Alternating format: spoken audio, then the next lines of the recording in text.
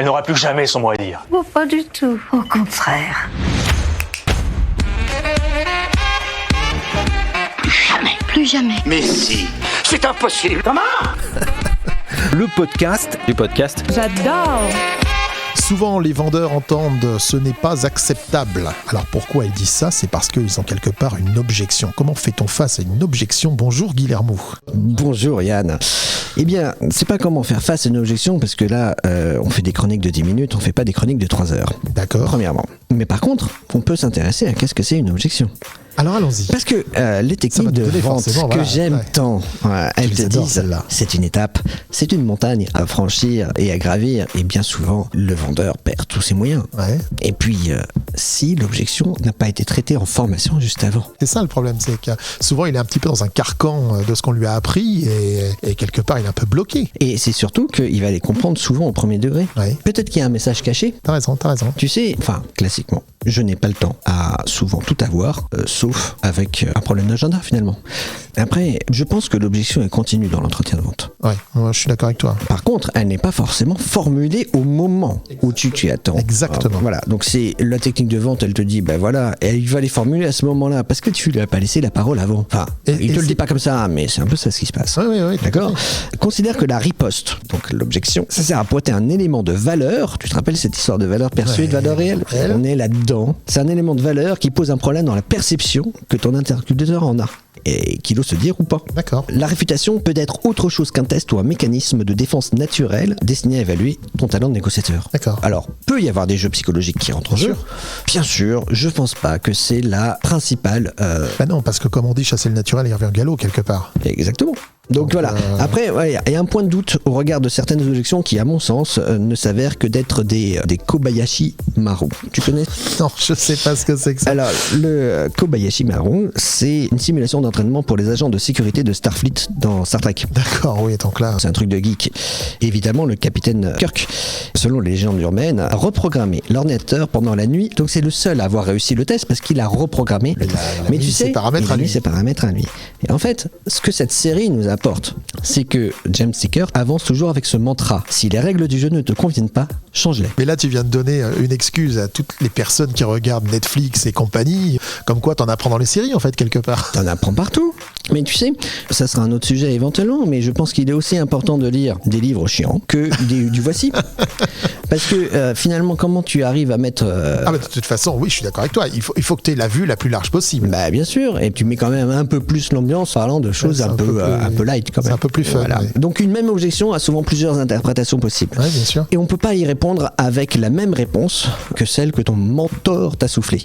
Parce que c'est de toute façon pas le même contexte, c'est pas les mêmes préoccupations, c'est pas la même époque. Et donc voilà, c'est assez éloigné de ce qu'il a vécu de toute façon. Pareil, en fonction de la maturité de ton vendeur, il va avoir plusieurs façons de gérer l'objection aussi. Évidemment. Alors l'idée, c'est d'accompagner l'acheteur à révéler véritablement les enjeux qu'il rencontre, à parler de sa véritable problématique, à révéler finalement sa frustration. Tu as raison, parce que souvent elle n'est pas forcément avouée justement. Elle est rarement avouée. Elle est rarement avouée. Donc, et c'est pour ça que je parle de maïotique dans la réponse aux objections, puisque c'est l'art de faire accoucher les paroles de la personne que tu as en face de toi. Donc il y a un message qui se cache derrière l'objection, bien sûr. Tu parles de techniques de vente que tu n'aimes pas.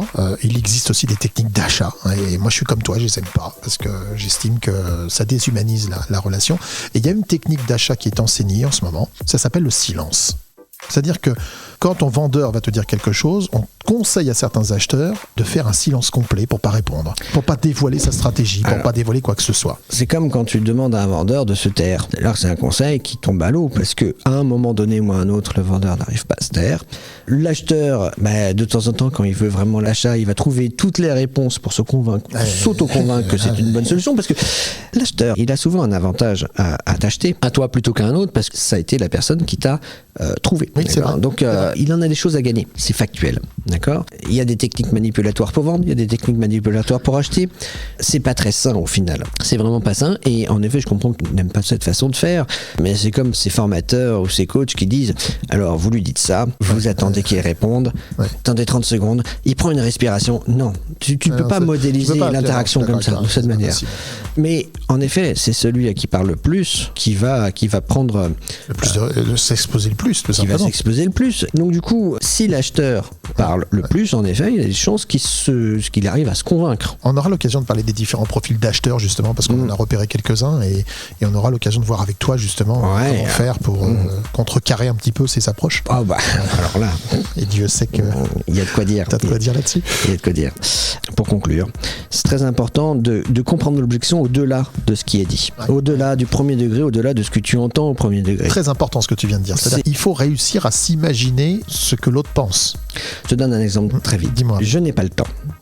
Pour moi, je n'ai pas le temps, c'est la même objection à traiter que envoyez-moi un courrier, un mail, une documentation. J'ai déjà tout ce qu'il faut. Je n'ai besoin de rien. Je suis fidèle à mes fournisseurs. Trop de fournisseurs. Je ne veux pas recevoir tous les commerciaux qui me démarchent. C'est combien votre truc? Car vous savez, moi j'ai une formation de comptable, donc seul le prix m'importe. Je n'ai pas de budget, j'ai trop de stock. Nous achetons uniquement des produits made in France, voire locaux. Question de valeur profonde. Vous ne remplissez pas les conditions. Vous n'êtes pas référencé par notre centrale certifiée, machin, etc. Donc voilà. And so. Il me semble quand même qu'il y a un message caché parce que l'acheteur peut être, par exemple, irrité par un problème spécifique sans aucun rapport avec toi. Strictement aucun. Et en éprouver des émotions plus ou moins négatives. Ouais, c'est vrai. D'accord. Bien sûr. La sollicitation interrompt son processus de pensée tout en le persuadant au passage de la légitimité de son manque de temps. Il vient tout simplement de signer avec quelqu'un d'autre et le problème est pour l'instant réglé.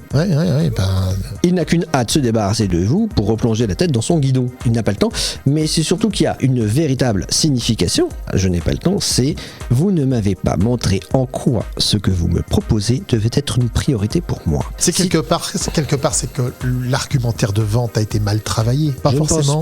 Je pense pas. Je pense sincèrement que la considération de l'autre n'a pas été faite. Ça n'a pas matché.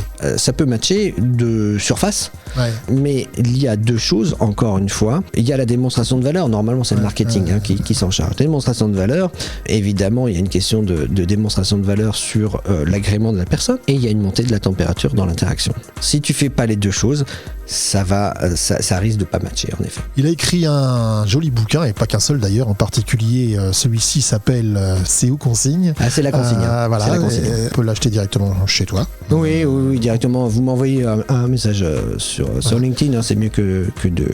Ouais, enfin, il y en a qui... Voilà, je crois que j'ai participé au financement du voyage dans l'espace à quelques centimes. En tout cas, vous pouvez acheter ce bouquin, et il vient de vous en faire la démonstration. Il y a plein de choses très intéressantes dedans qui vont vous permettre de creuser. C'est mon best-seller, c'est pas pour rien. Alors, quand je l'ai réédité il y a 3-4 ans, j'avais déjà vendu 1500 exemplaires parce que c'était une réédition déjà. J'en suis à plus de 2006 là. Donc il y a une vraie raison, c'est vraiment mon best-seller. Écoutez, vous savez ce qu'il vous reste à faire en tout cas. Merci Guillermo. Avec plaisir Yann. À très bientôt.